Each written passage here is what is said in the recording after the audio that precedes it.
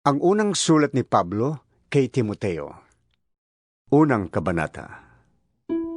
Mula kay Pablo na apostol ni Kristo Jesus, ayon sa utos ng Diyos na ating tagapagligtas, at ni Kristo Jesus na ating pag-asa. Kay Timoteo na tunay kong anak sa pananampalataya. Sumaiyo nawa ang pagpapala, habag at kapayapaan buhat sa Diyos Ama at kay Kristo Jesus na ating Panginoon. Gaya ng itinagubiling ko sa iyo, bago ko pumunta sa Macedonia, ibig kong manatili ka sa Efeso upang sabihan mo ang ilang tao diyan na huwag magturo ng maling aral at huwag nilang pag-aksayahan ng panahon ng mga alamat at mahabang talaan ng mga angkan. Yan ay pinagmumulan lamang ng mga pagtatalo at hindi nakakatulong sa tao upang matupad ang plano ng Diyos sa pamamagitan ng pananampalataya. Ang layunin ng tagubiling ito ay upang magkaroon kayo ng pag-ibig na nagmumula sa pusong dalisay, malinis na budhi at tapat na pananampalataya. May ilang tumalikod sa mga bagay na ito at nalulong sa walang kabuluhang pakikipagtalo. Ibig nilang maging tagapagturo ng kautusan, gayong hindi naman nila nauunawaan ang kanilang sinasabi at ang kanilang ipinagpipilitang ituro. Alam naman natin ang kautusan mabuti kung ginagamit sa tamang paraan. Alalahanin nating ang kautusan ay hindi ginawa para sa mabubuting tao, kundi para sa mga walang kinikilalang batas at mga kriminal, para sa mga hindi kumikilala sa Diyos at mga makasalanan, para sa mga lapastangas sa Diyos at walang hilig sa kabanalan, para sa mga mamamatay tao at pumapatay ng sariling ama o ina. Ibinigay rin ang kautusan para sa mga mahihilig sa kahalayan at nakikiapit sa kapwa lalaki, para sa mga kidnapper, para sa mga sinungaling, at mga saksing hindi nagsasabi ng totoo. Ang kautusan ay ibinigay para sa lahat ng mga sumasalungat sa mabuting aral. Ang aral na ito'y ayon sa magandang balita na ipinagkatiwala sa akin ng dakila at mapagpalang Diyos. Nagpapasalamat ako sa ating Panginoong Hesukristo na nagbibigay sa akin ng lakas, dahil itinuring niya akong karapat-dapat na maglingkod sa Kanya. Kahit na noong unay nilapastangan, inusig at nilait ko siya. Sa kabila nito'y nahabag sa akin ng Diyos, sapagkat hindi ko nalalaman ang aking ginagawa noong ako'y hindi pa sumasampalataya. Sumagana sa akin ang kagandahang loob ng ating Panginoon at ipinagkaloob niya sa akin ang pananampalataya at pag-ibig na natatagpuan sa ating pakikipag-isa kay Kristo Jesus.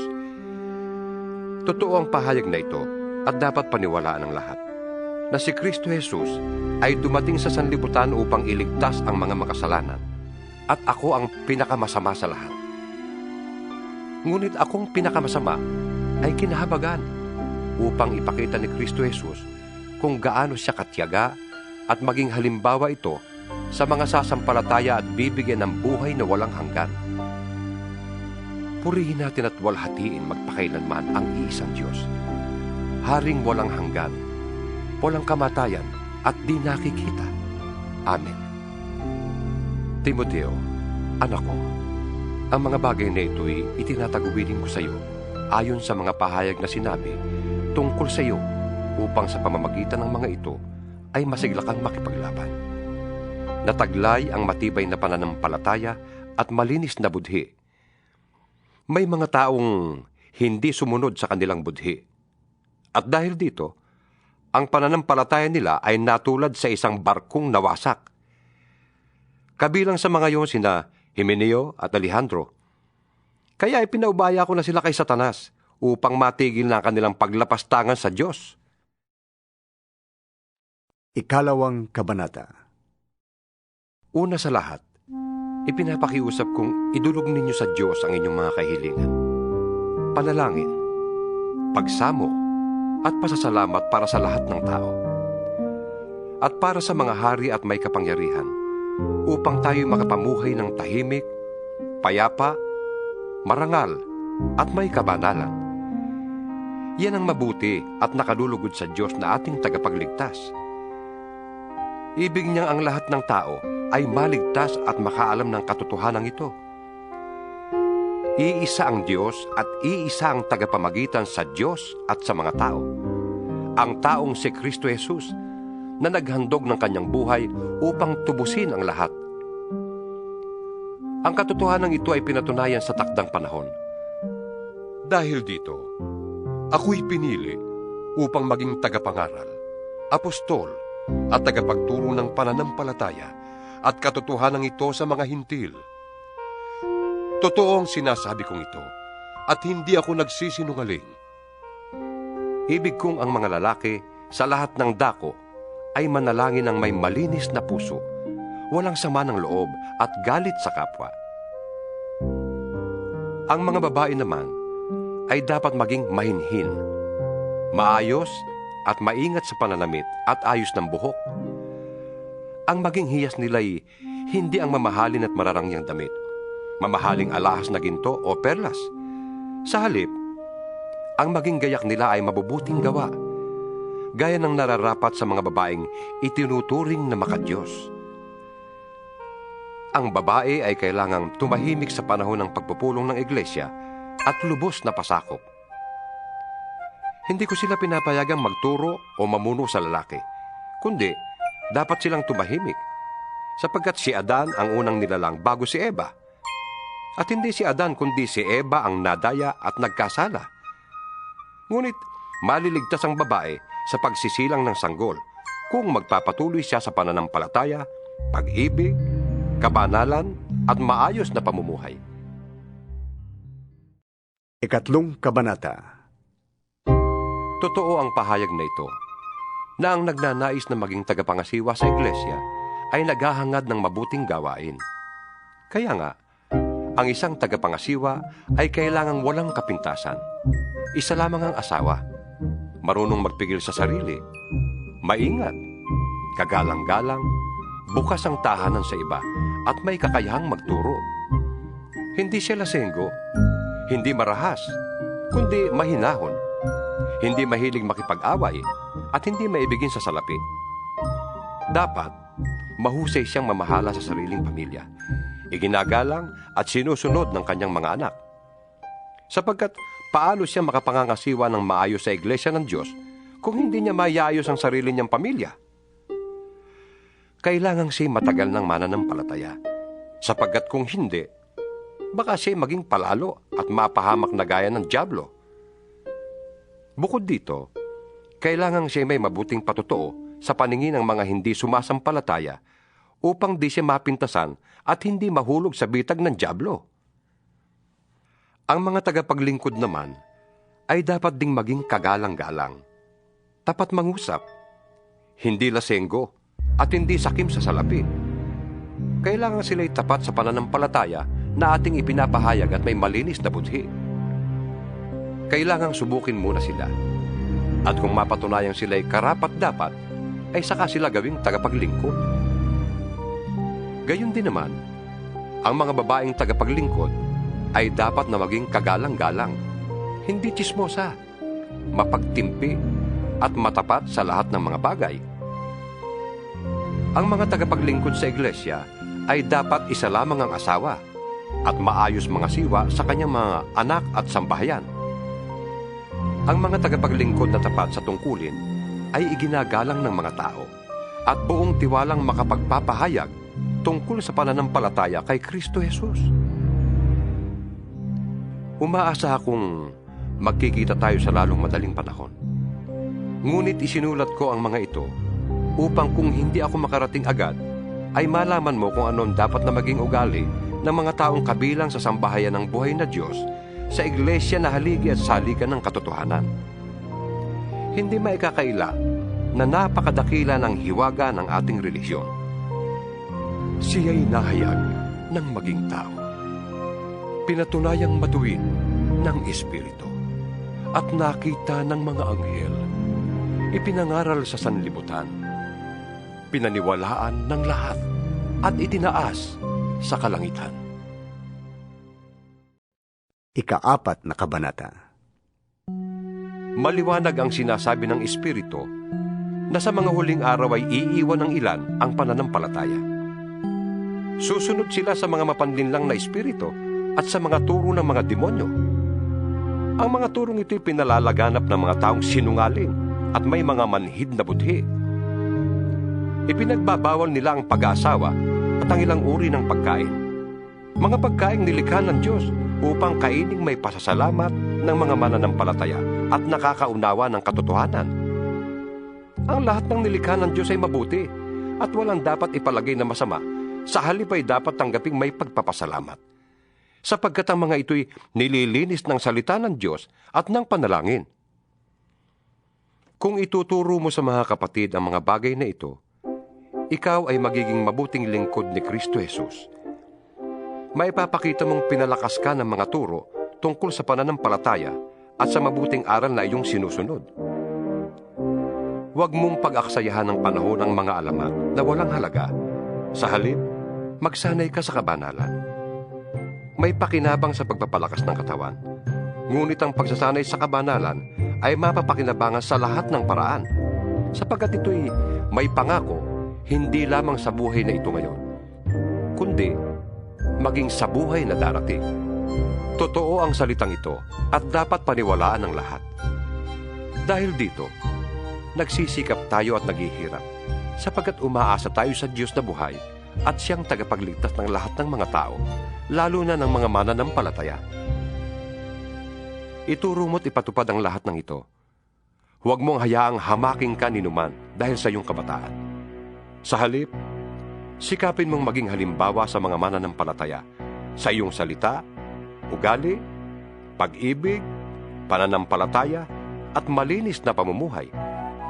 Habang wala pa ako riyan, iukol mo ang iyong panahon sa pagbabasa ng kasulatan sa harap ng mga tao, sa pangangaral at sa pagtuturo. Huwag mong pababayaan ang kaloob ng Espiritu Santo na ibinigay sa iyo ng magsalita ang mga propeta at ipatong sa iyo ng mga pinuno ng iglesia ang kanilang kamay.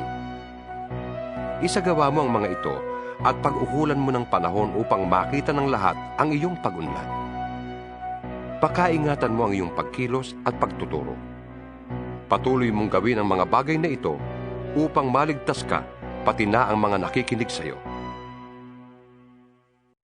5 Kabanata. Huwag mong pagsasalitaan ng marahas ang lalaking nakatatanda sa iyo, kundi paalalahanan mo siya na parang sarili mong ama. Pakitunguhan mo namang parang kapatid ang mga nakababatang lalaki. Ituring mong parang sariling ina ang matatandang babae, at pakitunguhan mo ng buong kalinisan ang mga kabataang babae na parang mga kapatid. Igalang mo ang mga biyudang walang ikabubuhay. Subalit, kung ang isang biyuda ay may mga anak o apo, sila ang unang dapat kumalinga sa kanya bilang pagtanaw ng utang na loob, sapagkat ito'y nakalulugod sa Diyos. Ang tunay na biyuda ay iyong nag-iisa na sa buhay, at tanging sa Diyos lamang umaasa, kaya't patuloy siyang nananalangin sa araw at gabi. Samantala, ang biyudang nabubuhay sa kalayawan ay maituturing ng patay. Ipatupad mo sa kanila ang utos na ito upang walang maisumbat sa kanila ang sinuman. Ang sinumang hindi kumakalinga sa kanyang mga kamag-anak, lalo na sa mga kabilang sa kanyang pamilya, ay tumatalikod sa pananampalataya at mas masama pa sa isang di mananampalataya. Ang biyudang dapat isama sa listahan ng tutulungan ay iyong di bababa sa 60 taong gulang. Minsan lamang nag-asawa, kilala sa paggawa ng kabutihan, nagpalaki ng maayos sa kanyang mga anak, magiliw tumanggap sa nakikituloy sa kanyang tahanan, naglingkod ng may kababaang loob sa mga kapatid sa Panginoon, tumulong sa mga nangangailangan at inialay ang sarili sa paggawa ng mabuti.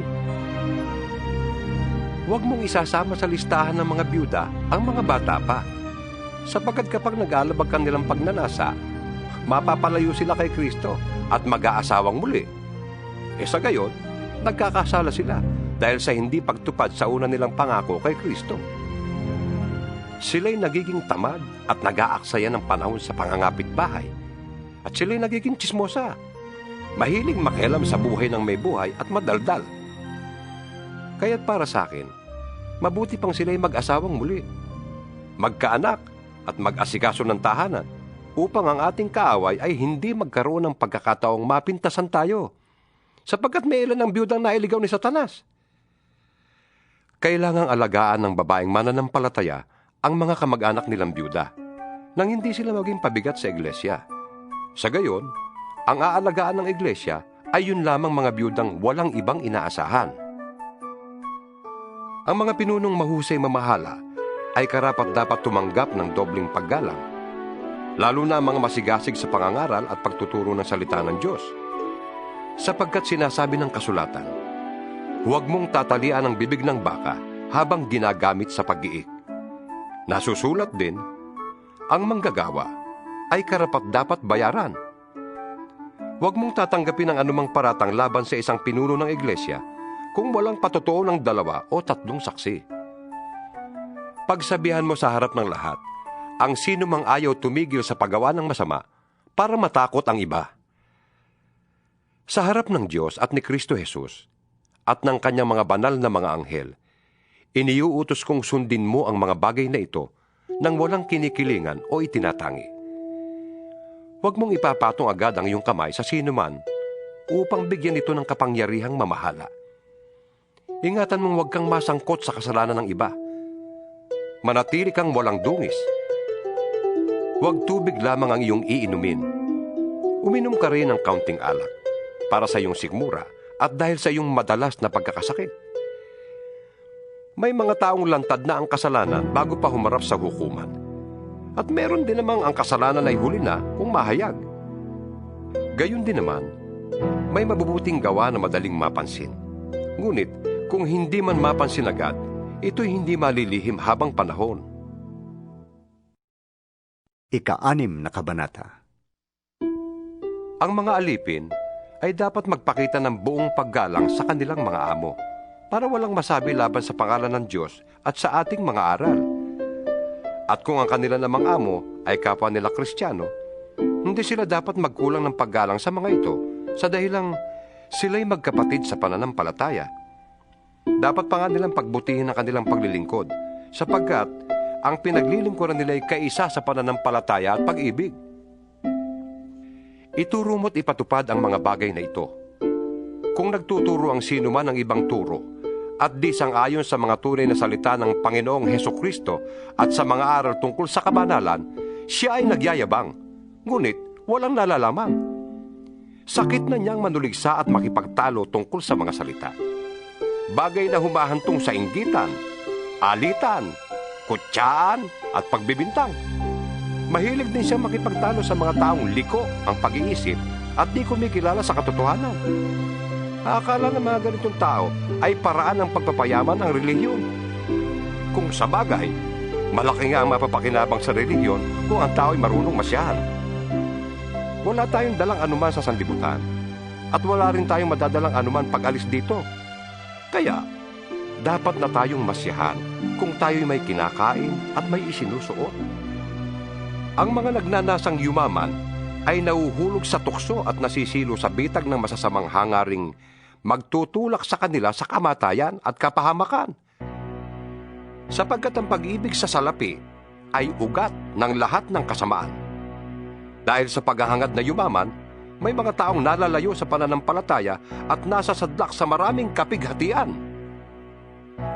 Ngunit ikaw na lingkod ng Diyos, umiwas ka sa mga bagay na ito.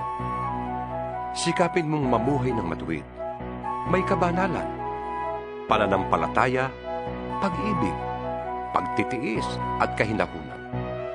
Ipaglaban mo ng puspusan ng pananampalataya. Manangang kang mabuti sa buhay na walang hanggan dahil diyang katinawag ng Diyos nang ipahayag mo sa harap ng maraming saksi ang iyong pananalig kay Kristo. Hindi uutos ko sa iyo, sa ngalan ng Diyos na nagbibigay buhay sa lahat, at sa harap ni Kristo Jesus na nagbigay ng mabuting patotoo kay Poncio Pilato. Sundin mong mabuti ng may katapatan ang mga iniutos sa iyo hanggang sa pagbabalik ng Panginoong Hesukristo. Siya'y darating sa panahong itinakda ng mapagpala at makapangyarihang Diyos, Hari ng mga hari at Panginoon ng mga Panginoon.